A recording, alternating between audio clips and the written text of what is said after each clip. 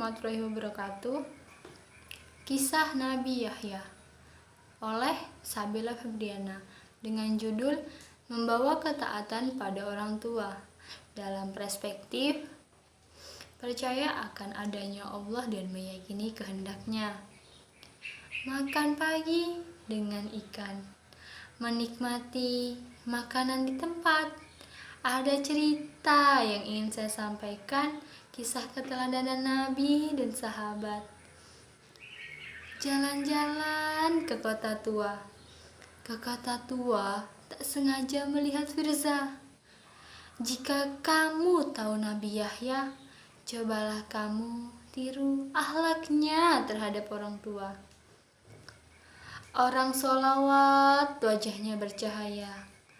Wajah bercahaya sampai di rumah. Jika kau suka dengan Nabi Yahya, kau tirulah sikapnya yang ramah. Dalam sinopsis, Nabi Yahya adalah Nabi yang ke-23. Beliau merupakan keturunan dari Zakaria. Ia memiliki sifat yang baik dan taat kepada orang tuanya.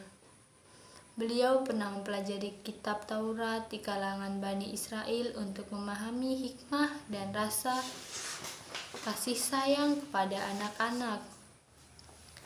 Hanya saja, ketika dewasa setelah menjadi utusan Allah SWT, dibunuh oleh Raja Herodes. Hal itu lantaran terjadi karena menentang larangan untuk menikahi anak tirinya sendiri. Hadirin yang berbahagia, siapakah Nabi Yahya dan Raja Herodes itu? Bagaimanakah kisahnya? Untuk mengetahui cerita selengkapnya, marilah kita dengarkan bersama. Dikisahkan bermula dari Nabi Yahya adalah keturunan Nabi Zakaria.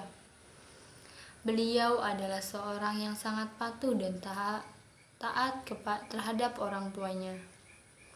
Beliau tidak pernah durhaka ataupun sombong.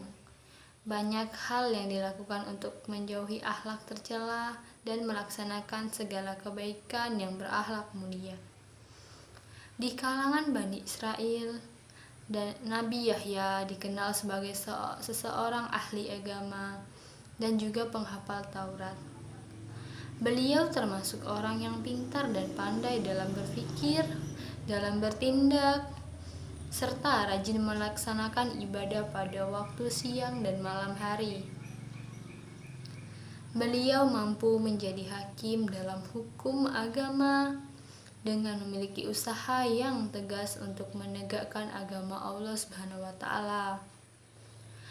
Pada saat Nabi Yahya melarang Raja Herodes, beliau menjadi salah seorang yang melarang praktek pernikahan dengan kemenekan yang dilakukan oleh Herodes, karena memang hal itu tidak sesuai dengan apa yang tercantum dalam kitab Taurat yang dipegang waktu itu.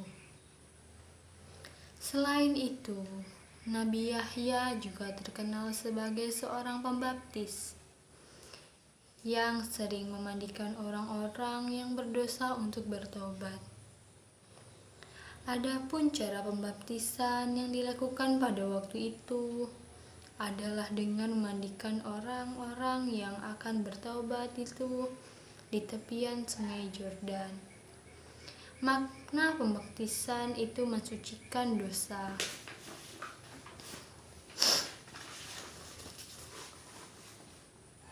Nabi Yahya merupakan orang yang terkenal pemberani dan tegas dalam mengambil keputusan, menegakkan kebenaran meski harus menentang seorang penguasa, dan tidak pernah takut apabila dihina orang. Beliau mengajak kaumnya untuk bertaubat dari menyembah Allah. Ada sebuah cerita tentang ia yang bisa membuat orang yang bertaubat sebagai tanda pertaubatannya. Kejadian itu diartikan sebagai pembaptisan dalam ajaran Kristen. Namun, yang sebenarnya yang dilakukan oleh Nabi Yahya itu adalah tanda dari perwujudan taubat, yakni bisa dikatakan sebagai mandi besar. Dan juga beliaulah yang memandikan Nabi Isa.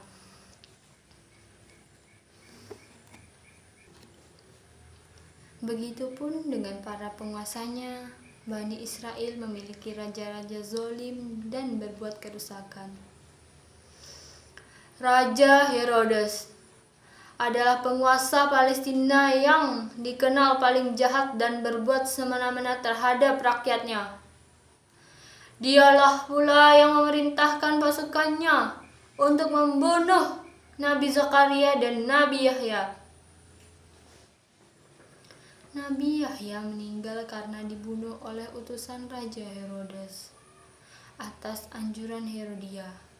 Karena ada suatu kisah pada masa Raja Herodes menjadi raja, ia ingin menikahi wanita yang sangat molek dan sangat menawan yang tidak lain adalah keponakannya sendiri. Kisah ini menjadi pembelajaran dalam kehidupan sehari-hari, bahkan untuk orang lain sekalipun.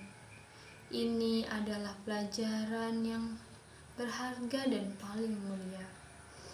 Keteladanan yang didapat dari kisah Nabi Yahya ini adalah sosok Nabi Yahya yang penuh kesabaran, lalu memiliki sifat yang patuh dan taat kepada orang tua.